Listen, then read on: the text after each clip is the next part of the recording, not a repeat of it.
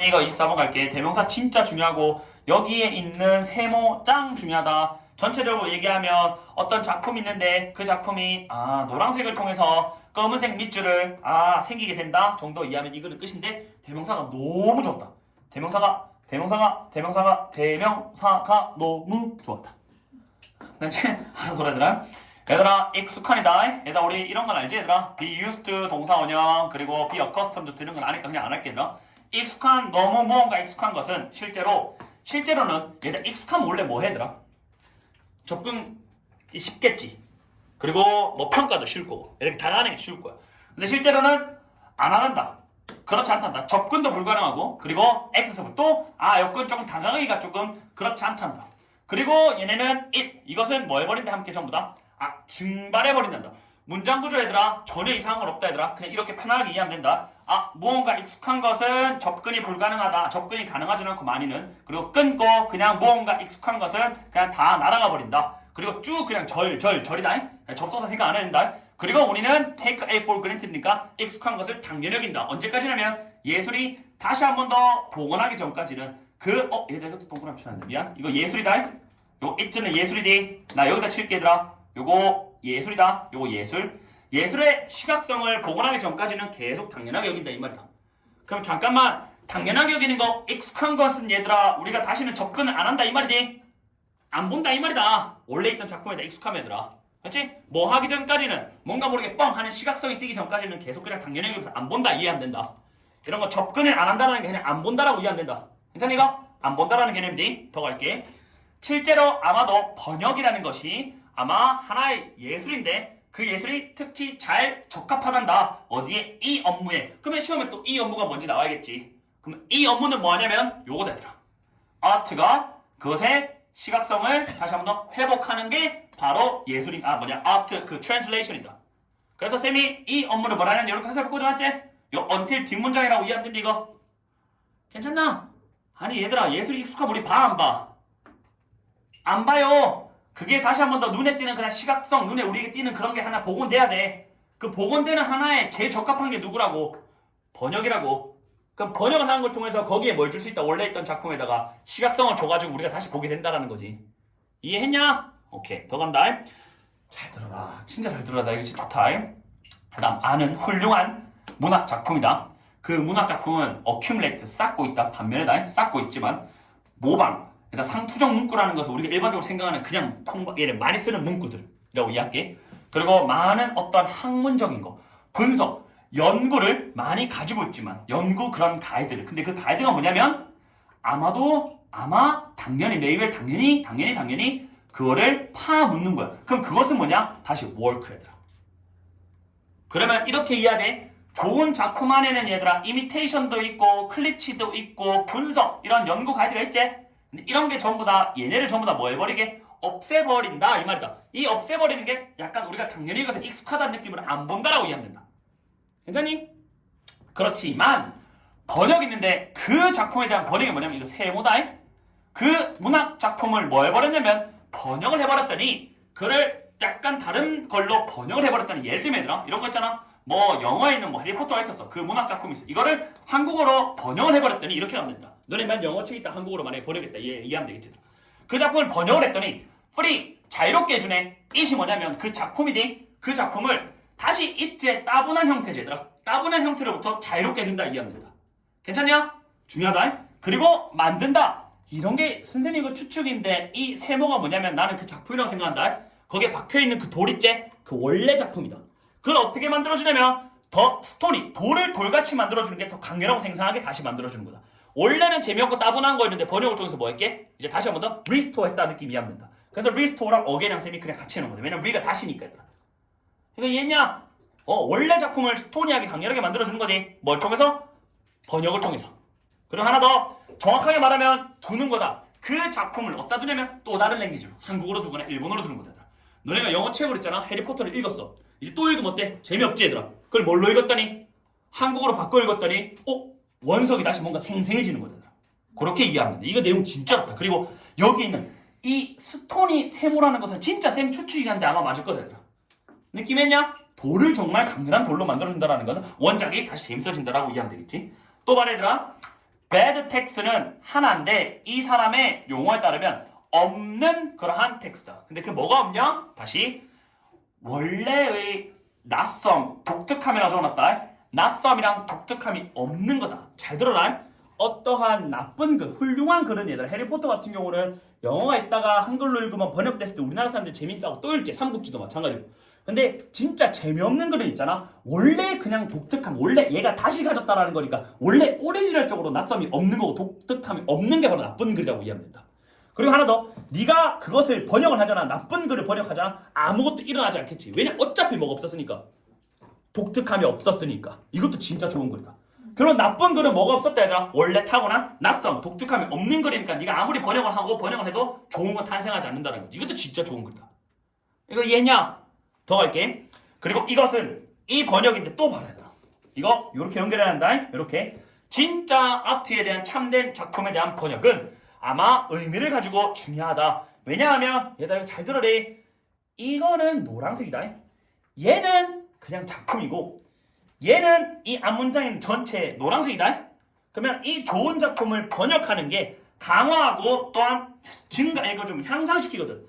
퀄리티를 이미 내재되어 있는 퀄리티다. 형사 꾸며줘야 된다. 요렇게 또 여기에 부사나오면 안 된다 얘들아. 원래 후치수식으로 형사 꾸며줄 수 있으니까 그건 안에 들어있는 거니까 이 그거 안에 들어있는 게 뭐냐면 훌륭한 작품이다. 얘들아 쌤 하나 놓친 게 있다. 진짜 미안 얘들아. 퀄리티에다가 검은색 밑줄 꺼놓으면 된다.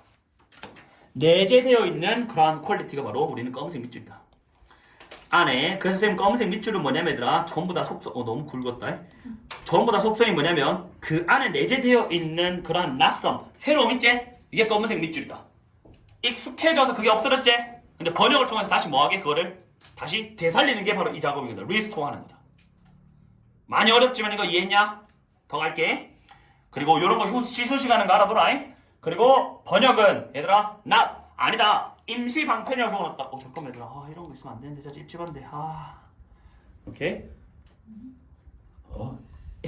얘들아 번역은 뭐라고? 임시 방편이 아니라 나대이 법비다. 어떤 존재의 그러한 형태인데 그 존재의 형태가 뭐냐면 얘들아 이런 거 살려야 돼. 존재의 형태를 가지고 존재의 형태에 의해서 항상 관계되면 전치사 플러스 관계되면서 살려야 돼. 전치사를 한 작품이 우리에게 도달할 수 있는 거다. 뭘로? 얘다 이거 어떤 무슨 다른 영어 아니다.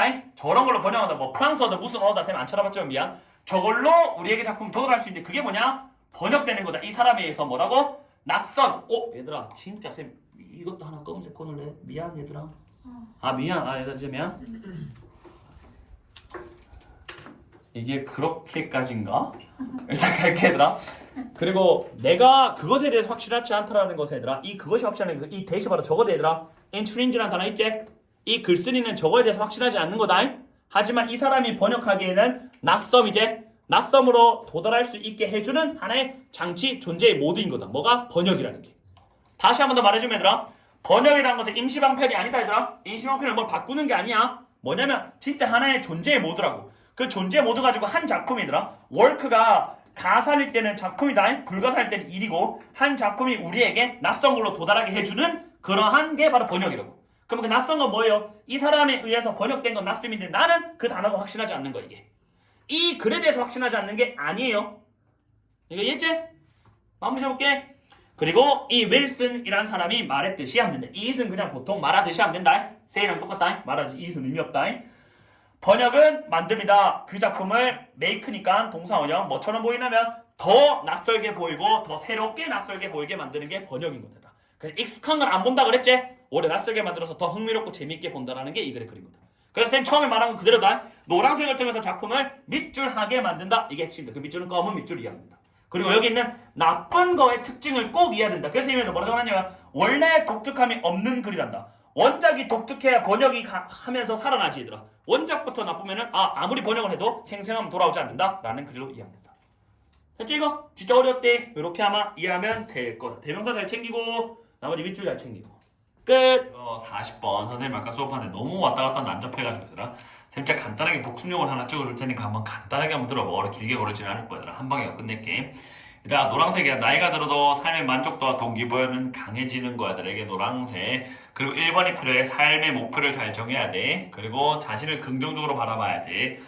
자기 주도로 선택하면서. 그러면 삶의 만족도와 동기부여는 당연히 올라가겠지. 당연한 말이야. 네가 나이가 들었어. 목표를 잘 정하잖아. 그리고 나를 긍정적으로 보잖아. 남과 비교하지 않으면서. 그러면 나의 삶의 만족도와 동기부여는 당연히 올라가겠지, 얘들아. 한번 가볼게, 얘들아. 이 사람의 그런 사회, 감정적, 정서적 이론이 봤습니다. 개인의 목표를 어떤 인생의 과정이라고. 근데 그 인생의 과정이 자동사로 쓰였네. 강력해지고 그 다음에 성숙해져. 나이가 들면서 성숙해지는 그런 과정으로 봤어요. 이게 무슨 말이냐면 얘들아. 개인의 목표니까 이걸 편하게 바꿔. 개인이 하고 싶은 거라고 하면 되지. 하고 싶은 것. 그게 개인의 목표들이지. 그럼 개인의 목표는 뭐냐? 어떤 하나의 과정이거든. 나이가 들면서 점점 강화되고 성숙해지는 게 이 사람이 말하는 거야. 그럼 하고 싶은 말이 뭐냐면 선생님이 나이가 들잖아? 그러면 나는 중요한 것만 할 거야. 우선순위에 맞춰서 중요한 것만 할 거야. 예전에 어렸을 때는 경험도 없고 선생님이 뭐 이긴 적도 없고 뭐 잘 된 적도 없으니까 그냥 아무거나 막 해보는 거더라. 그런데 나이가 들면 들수록 딱 내가 자신 있는 거, 내가 해야 하는 거 그런 것만 딱 하게 되지. 그래서 내가 하고 싶은 것은 바로 하나의 인생의 과정인데 그게 나이가 들면서 점점 뭐가 된다고? 강화되는 과정이 바로 나의 인생의 목표라고 이해하면 되는 거야. 각 단계마다 인생의 목표가 있어. 그거는 나이가 들면서 조금 더 성숙해지고 강화되는 단계다라고 이해하면 돼. 더 할게. 그의 동기부여적인 그런 개념의 틀 안에서 이 사람은 propose 제안했다. may 이제 should가 아니야 얘들아. 보통 그냥 제안했다. 땡땡이라고. 뭐뭐 해야 한다가 아니니까 얘들아. 당위성이 없으니까. 동기부여는 아마 심지어 얻을 거야. 가장 최고의 레벨을 얻을 거야. 나이가 조금 올라갔을 때, 나이가 들었을 때 동기부여가 최고치로 올라갈 거야. 왜냐면 방금 말했잖아, 얘들아. 그러한 목표들이 있잖아. 어떠한 과정인데 나이가 들면서 점점 강해지는 거니까. 일단 만족도, 동기부여도 점점 인생이 올라갈수록 가장 강해질 수 있어, 심지어. 그런데 얘들아, 그게 왜냐하면 선생님 방금 말했지 필요 없는 거 쓸데없는 거 하는 거 중요한 거 우선순위에 맞춰서 목표를 정하니까 당연히 동기부여가 강해질 수밖에 없는 거야. 예전에는 얘들아 난 이거 하고 이거 막 건드려봐. 동기부여가 조금 국영수가사 다 건드리면 얘들아 동기부여 낮겠지. 근데 하지만 선생님 지금 영어만 하고 있지. 나이가 들면서 영어만 해야 돼. 나는 영어만 해야 되는 거니까. 왜냐면 내 직업성도 마찬가지지만 그래서 여기에 동기부여가 점점 세지고 있겠지. 근데 그 동기부여가 어떻게 영향을 받고 있냐면 영향을 받다. 형사로서 영향을 받는데 어디에 영향을 받고 있냐면 뒤에서부터 할게. 내가 생각했을 때 내 인생에 우선순위가 있을 거야. 우선순위와 관련된 선생님의 목표가 있겠지. 그 선생님 목표를 얼마나 균형을 잘 맞추고 얼마나 조직을 잘하냐에 따라서 내 동기부여가 최고점을 이끌 수 있겠지. 그렇지? 이것도 마찬가지야. 내가 아무거나 손 건들면 안 된다 이 말이야. 우선순위에 맞춰서 내 목표를 잘 정리해가지고 밸런스를 잘 맞춰야지 얘들아. 동기부여에 영향을 주면서 동기부여가 올라가겠지. 아무거나 하면 안 되는 거야. 그렇죠? 그리고 두 번째 얘들아 이러한 기반을 쌓아놓고 얘들아 최근의 연구는 아마 보여줬는데 깊게 봤는데 추가적인 요소니까 두 번째 요소는 뭐야? 영향을 미치는 거야. 행복에 어른 나중 시절에 어른 시절 행복에 영향을 미치는 게 뭐냐면 그걸 조사해봤는데 특히나 강조했지. 여기 오른쪽에 되어 있어 얘들아. 뭐냐면 일단 자아 존중감의 역할이 중요한 거더라. 자아 존중감의 역할이라는 건 선생님이 나이가 들었어 얘들아. 나이가 들었는데 아직도 남이랑 비교하면 안 되겠지 얘들아. 나를 존중하는 그거를 강조해줘야 돼. 그래야지 얘들아 삶의 만족도가 생겨. 이것도 당연한 말이야. 그런 하나의 긍정적인 그런 전반적인 긍정적인 역량인데 발달시키는 거야. 뭘 발달시키냐면 이것도 마찬가지야. well around니까 잘 둥그런 거니까 균형이 잡힌 그러한 가치관을 발달시켜야 돼. 어디? 인생의 전환 과정에서. 선생님이 20대, 30대, 40대, 50대 점점점 늙어갈수록 선생님에 대한 균형 잡힌 그러한 가치관의 발달을 어떻게 발달해야 되냐면 얘들아 긍정적인 역량이 있어야 되는 거더라.